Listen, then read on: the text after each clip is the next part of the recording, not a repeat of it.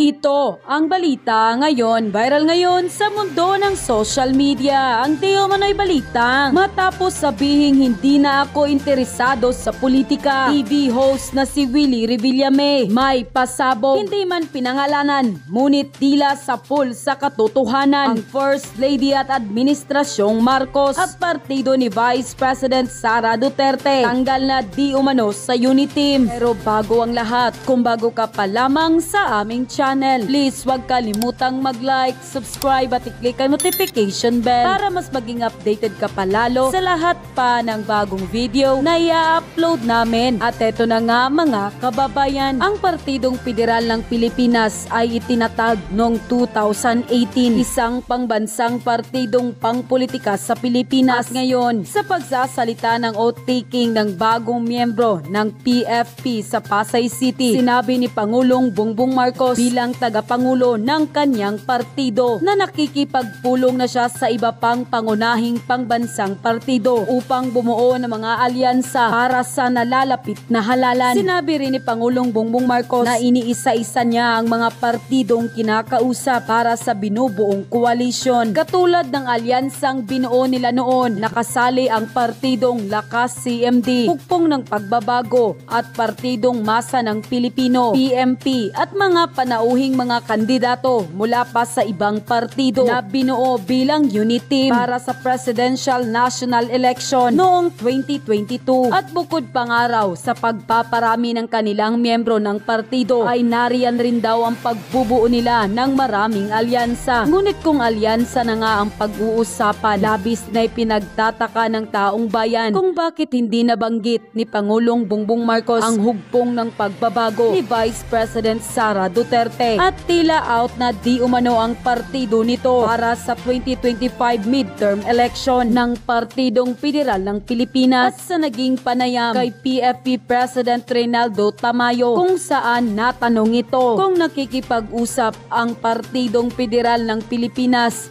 sa hukbong ng pagbabago na partido na pinamumunuan ni Vice President Sara Duterte na naging kaalyansa din ito noon. At ang naging sagot nito, sa ngayon, hindi. At dagdag pa nito, ang alyansa ng PFP at HNP ay para sa 2022 national election. Gayunpaman, sinabi ni Tamayo na patuloy na umiiral ang unity ang koalisyon na nagbunsod kay Marcos at Duterte sa kapangyarihan. Samantala, TV host na si Willie Revillame may pasabog. Ito'y matapos sabihin na hindi na ito interesado pa sa politika. Kung ating matatandaan noon sa unang prayer rally na ginawa nila dating Pangulong Rodrigo Duterte sa Davao City, ay tila maaga nitong inanunsyo sa publiko ang balak na pagpasok ng TV host na si Willie Revillame sa politika, na suportado naman ni dating Pangulong Rodrigo Duterte. At ngayon, sa isang pahayag sa TV host na si Willie Revillame ay buong tapang na nagsalita at hayagan itong sinabi sa publiko na hindi na ito interesado pa sa politika dahil sa estado ngayon na laging awayan ng awayan at laging tinitignan ang maling nagawa at minsan pa nga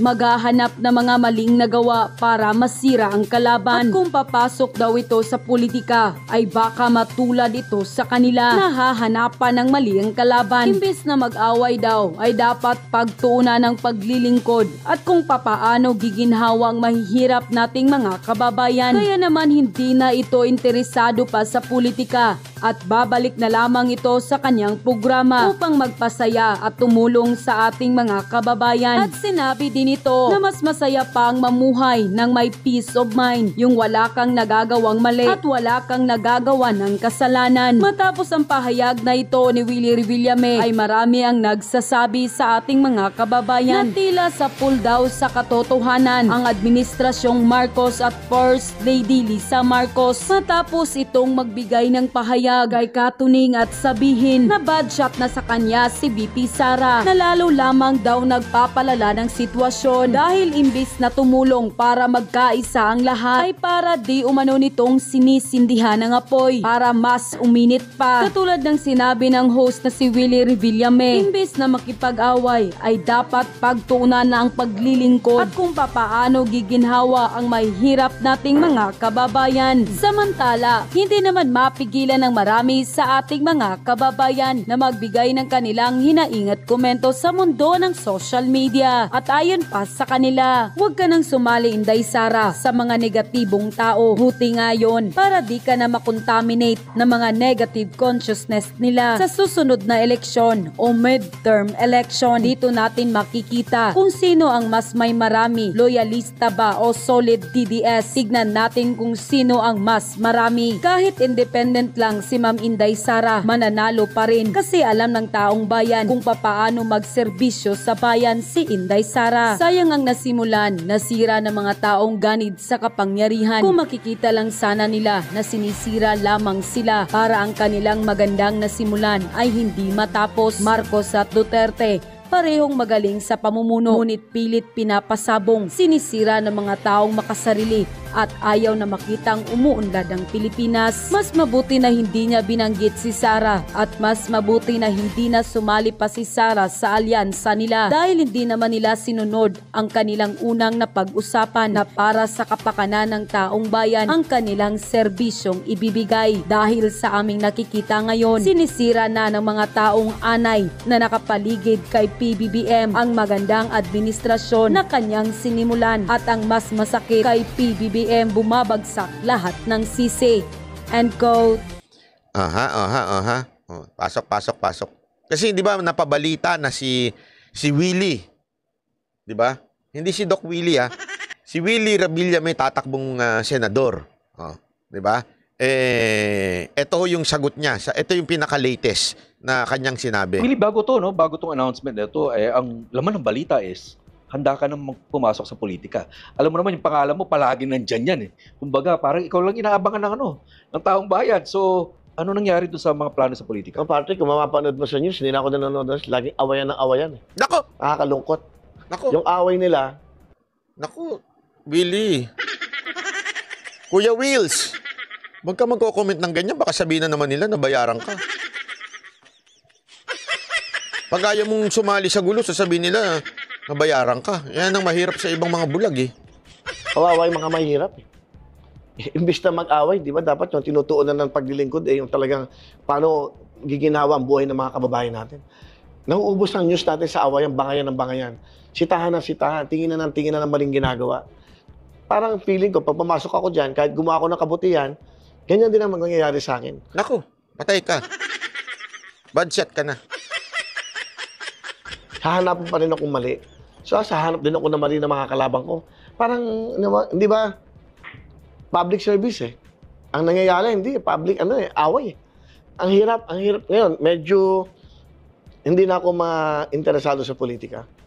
Kaya nandito ako ngayon sa TV5, kaya ako bumalik, it's because, tutuloy ko na lang tong programang to na, hindi mas masaya ka dito. Siyempre, pag nasa politika ka, mas marami ka magagawa. May power ka eh. Mas malaking pera yung makahawakan mo, di ba? Ilang bilyon yan na maitutulong mo. Kaya lang, ang hirap naman gumawa ng isang bagay na ganyan na hindi naman na-appreciate ng ibang tao. Eh dito, wala kang ganun eh. And I pay my tax talagang legally. Yung tax ko talaga legal na legal, kung alam nyo lang yan. May mga iba nga, ba't ka magbabayad ng ganyan ka lang? Yun ang totoo, yun ang dapat. So, hindi ako nang loloko ng ganyan, hindi ako nang dadaya sa pera eh. Hindi ko kayang, alam mo, pinakamasarap sa lahat, sa ating lahat, yung nakakatulog ka na mahimbing eh. May peace of mind ka. Ibig sabihin, wala kang ginagawang mali at wala kang kasalanan. Alam mo, saludo ako sa iyo dyan, ha? Sabi tutuloy, nanood dyan nung live mong kagabi. Hindi, saludo ako sa, matagal na ito, isang araw pa ito eh.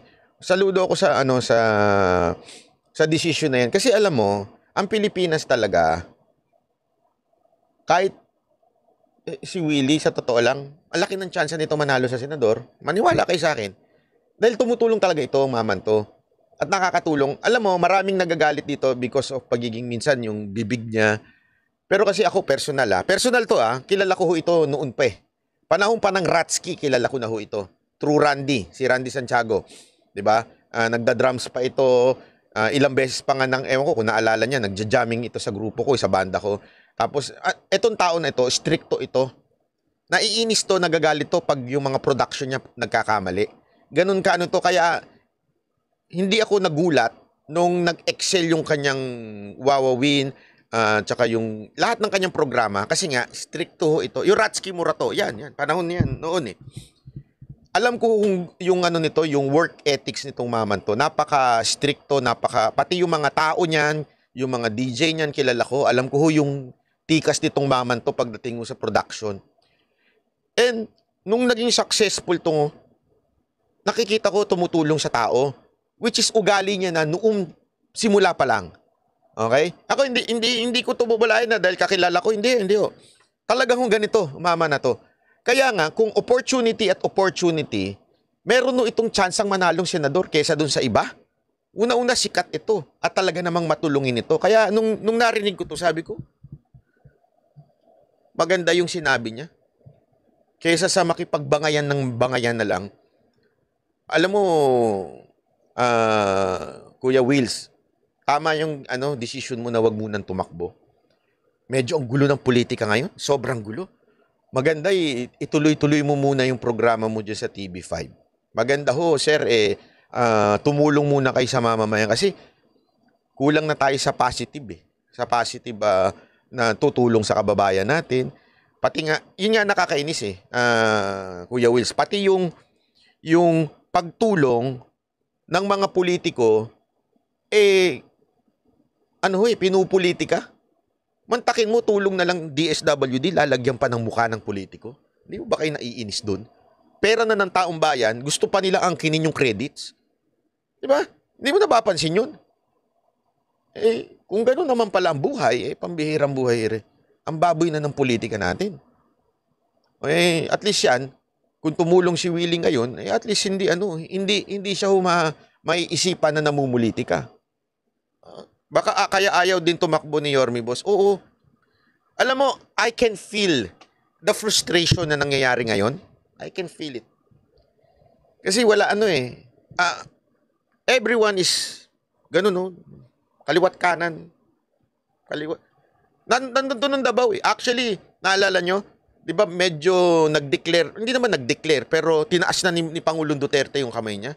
Nandun na lahat Nandun na lahat yung tinaas na ni Pangulong Duterte kamay niya, may pera siyang pantakbo, kaya naman niya, yung sikat niya, yung awareness niya, siguro naman, walang Pilipinong hindi nakakakilala kay Willie Revillame. Awareness niya, 100% na. Di ba? Ano na lang kailangan? Reason para iboto siya. Ang dali nun. Bilang isang taong nakilalang tumutulong sa mamamayang Pilipino, ang dali mo na lang i-translate yun. Di ba? Sample niyan, Raffy Tulfo. Diba? Bakit naging ganyan yan? Kasi tumutulong sa tao yun. Kaya, nung tumalon siyang kandidato para sa Senado, ang dali niya na humanalo. Eto, madali na rin humanalo. Pero ang ganda nung sinabi niya, dito na lang muna ako sa programa ko sa TV5. Kaya dahil dyan, palakpakan. Maganda siguro talaga, yan muna ang focus nyo, Kuya Wills. Pero kung kayo man ay tatakbo, ako marami siguro magsasabi, celebrity yan, hindi naman dapat pang senador yan Hindi. Sa totoo lang, dami senador matatalino dyan, wala namang ginagawa. Tulog. Ayoko na lang magbanggit Yung mga ibang senador niya, lumalabas lang pagka malapit na silang matapos Diba?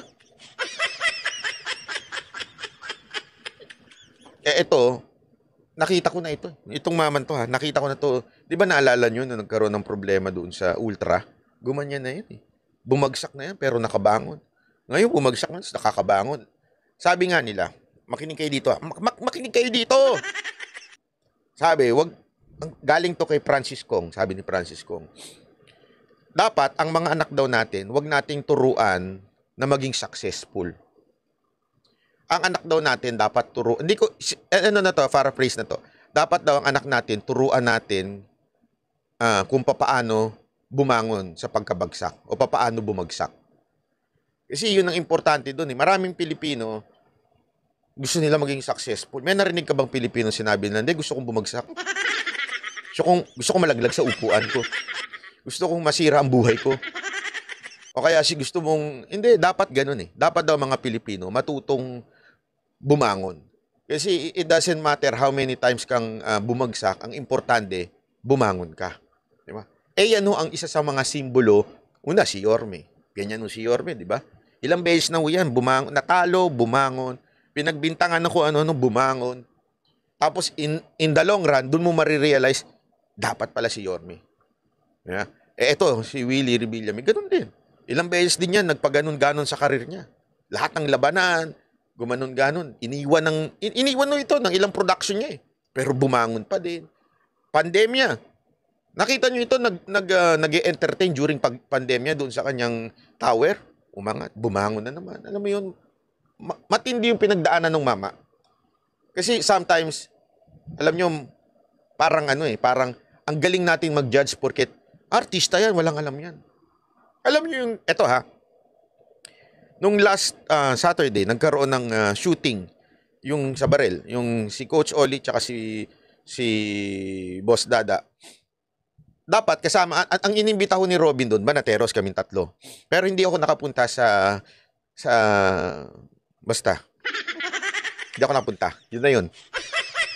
So sabi ko, kayo na lang, Boss Dada, Coach Oli. Nagpunta sila doon. Tapos yun ang unang tanong ko sa kanila. Ano sa tingin ninyo? Kamusta si Robin? Oh, be honest, yung totoo. May laman ba? May ano ba? May lalim ba? Hindi, kasi ako lang ang may kilala kay Robin eh. Alam mo, sabi nila, malalim yung mama. Iba yung mama.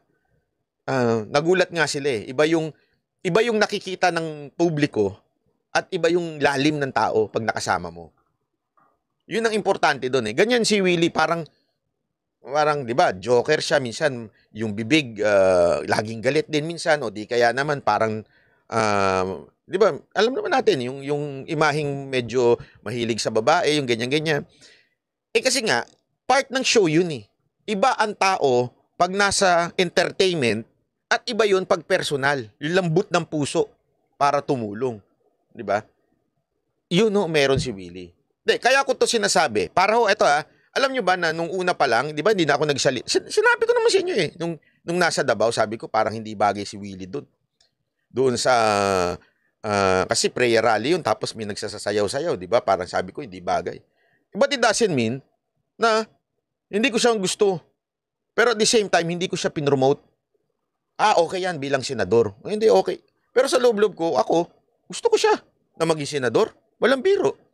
Bakit kanyo? Kilala ko yung tao eh. Personal Ibig sabihin, alam ko yung tao talagang matulungin sa mga Pilipino. Maaring hindi hasa sa batas. Maari. Kasi hindi naman niya porte. Pero, aanuhin mo yung hasa sa batas, pero ginagamit yung batas sa mali. Yung hasa sa batas, magaling magsalita, ayun, nandun sa busway.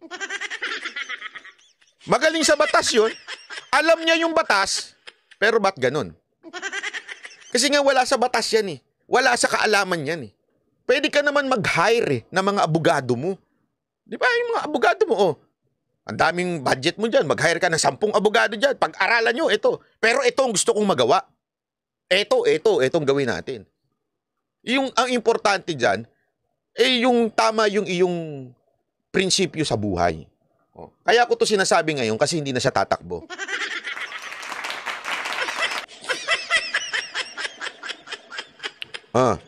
Ito na, next. Ito naman, ibang topic naman. Ito. Naku. Ikatlong sunod na buwan ang bumibilis ang inflation o pagtaas ng presyo ng bilihin at serbisyo sa bansa. Umabot sa 3.8% ang April inflation. Pinakaapektado sa taas presyo ang sektor ng transportasyon at pagkain. Nasa frontline ng balitang yan si JC Cosico.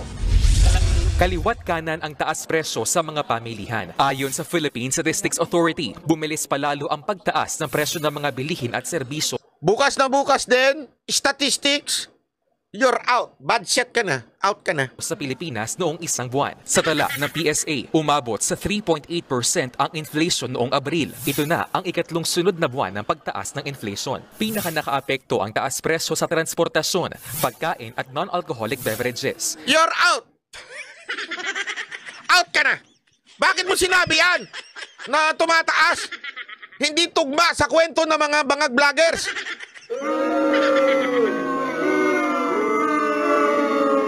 Noong Abril, bahagyang tumaas ang presyo ng ilang klase ng bigas. Ang regular milled rice tumaas sa 51 pesos and 25 centavos kada kilo, kumpara sa 51 pesos and 11 centavos noong Marso. Habang ang Mali ka, Diego Latigo. Siya bulak ang bumaba ang presyo. Kumakalat na sa society, kaya mura na siya. Binibenta na lang siyang 50. well-milled at special rice, kakarampot lang ang ibinaba ng presyo. Malaki ang, of course, yung contribution while Bukas, you're fired, Yusek. Bakit mo sinabi yan? Ayaw yan ng mga bangag vloggers. Bad set ka na. slightly bumaba yung ating presyo sa bigas. Yung inflation rate niya mataas pa rin. Kaya ang ilang namimili dito sa Kamuning Public Market sa Quezon City, kanya-kanyang diskarte sa pagbili ng bigas. Noon po kaban-kaban po yung binibili, ngayon po tingi-tingi na lang. Para po kumasya yung budget. Minsan po 2 times na lang yung makain. Ang binibili ko nga ay di 5 kilo, ganyan. O 10 kilo. Kasi pagkaba? Biglaan ang bagsak ng pera, yung labas ng pera, mahirap yun. Ramdam ng mga tindero ang matumal na bentahan. Dagdag pa ang mainit na panahon kaya konti ang namimili. Hindi makapunta ng palengke. At ano mo naman ang buhay, marami namamatay ngayon sa heat stroke. Kami nga gitidila ay talagang tiis-tiis nga dahil ano mo naman ang aming kapital ay utang. Ay titiisin na. Ayon sa PSA, dedepende sa supply mula sa world market at lokal na produksyon kung magpapatuloy. Grabe, no? Ganyan nakahirap ang bayan natin. Nakalimutan na natin, ano? Sige. Mag-Pidea Leaks tayo ulit. Ang pagbaba ng presyo ng bigas. Bukod sa bigas, nakaapekto rin sa inflation ang ilang gulay. Bagamat bumaba ang presyo ng 20 na bugas, asa na? 20 na bugas na asa ka? sibuyas sa 126 pesos kada kilo. Naging mabagal naman ang pagbaba nito kumpara sa mga sinundang buwan. Ayon naman sa National Economic and Development Authority o NEDA, gumagawa na ng mga hakbang ang gobyerno para masiguro ang food security sa bansa sa gitna ng El Nino at nagbabadyang La Nina. Kailangan Grabe, alam mo kasi yan ang problema eh. Dahil hindi umasenso yung way of paano tayo mag-farm. Ang nangyari tuloy, mahihirapan talaga mag-produce. Mantakin mo yung init niyan. Maggagaganyan ka sa mahihirapan tsaka marami nang namamatay na crop. Kasi alam mo, may mga pinanunood ako eh. Mahilig ako manood sa mga documentary, lalo na sa YouTube. Yung papaano, halimbawa sa Japan, kung papaano nila kinukuha yung mga bigas nila, yung kanilang rice production. Grabe ho, high-tech. Wala nang tao. So kahit malamig, o kahit, hindi mo siguro umiinit. Kahit malamig talagang wala nang tao. Basta umaandar na lang yung machine. Para sira ulo rin, sa atin, madumano pa. Kaya kawawa yung mga Pilipino talaga eh. Because of that, remember, pag konti ang supply, tataas talaga ang presyo, di ba? daw palakasin ang lokal na produksyon sa agrikultura para masigurong may sapat na supply. Nauna nang pinirmahan ni Pangulong Bongbong Marcos sa Executive Order No. 59 para mapabilis ang implementasyon ng mga infrastructure project. Ang ilang proyekto ayon sa NEDA ay makakatulong para mabilis na maihatid ang mga agriculture products sa palengke na makakatulong para mapababa ang presyo ng mga... Alam mo, okay sana yan, Mr. President. Okay yan. Ang problema ko, aminin na po natin, Mr. President, yung mga farm to market na road, gatasan yan ng mga congressman eh. Wala akong biro, gatasan ng mga congressman yan. Ilalagay nila yung mga tao nilang regional director na sa DPWH, tapos gagatasan nila yung kontraktor, kamag-anak, asawa, pinsan. Hindi, alam mo, maganda eh. Yung plano, okay. Wala naman tayo. Lahat naman ng presidente, ganyan ang plano eh. Nagkakataluhan yan sa baba. Ito, aminado naman tayo kahit nung panahon ni Pangulong Duterte. Sabi nga ni Pangulong Duterte, yung corruption talagang sagad na sa buto eh. Kahit ba sabihin mong, di ba, naalala nyo noon, ang dami niyang binanggit. Kasama na doon ng mga congressman. Kahit nga yung kakilala niyang congressman, binanggit niya eh. Bakit? Yung kakilala niyang congressman, kung saan niya gustong ilagay yung isang regional director, doon niya nilalagay. Para aproban yung mga proyekto.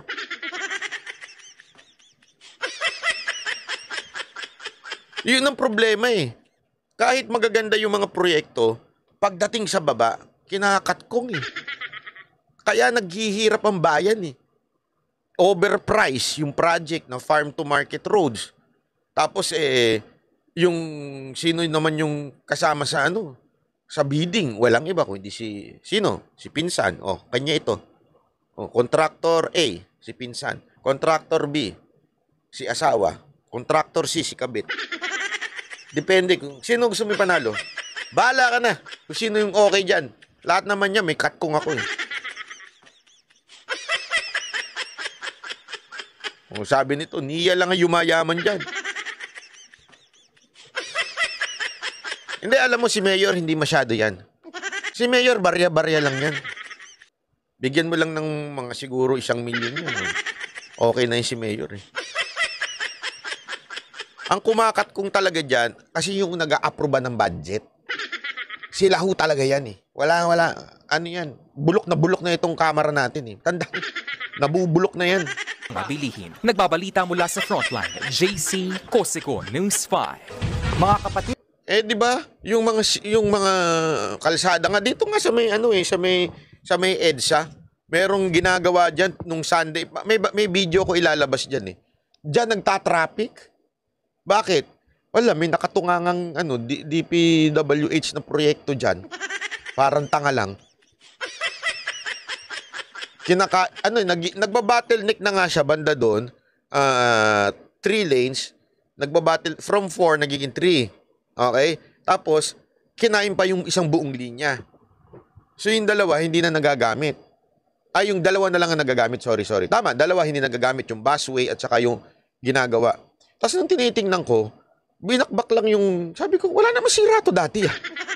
Bakit binabakbak? Alam mo yung ganung eksena ng mga DPWH? Kaya nga sabi nila di ba? Ito, totoo to. Sa Amerika, pag nasira daw, 1 week maayos na. Sa Japan, pag nasira daw, 3 araw, 1 araw, ayos na. Sa Pilipinas, wala ka. Hindi pa sira, inaayos na. Di ba? Ganong kabilis ang Pilipinas. Di ba? Yun ang totoo. At yun na nga mga kababayan, ano na ang masasabi mo? Kung mayroon kayong hinaingat komento patungkol sa balitang ito, please comment down below. Pag-uusapan natin yan sa comment section. At kung nagustuhan nyo ang video, ay huwag kalimutang mag-like at i-share na din para mas marami pang makaalam at umabot ito sa marami sa ating mga kababayan. Maraming salamat po!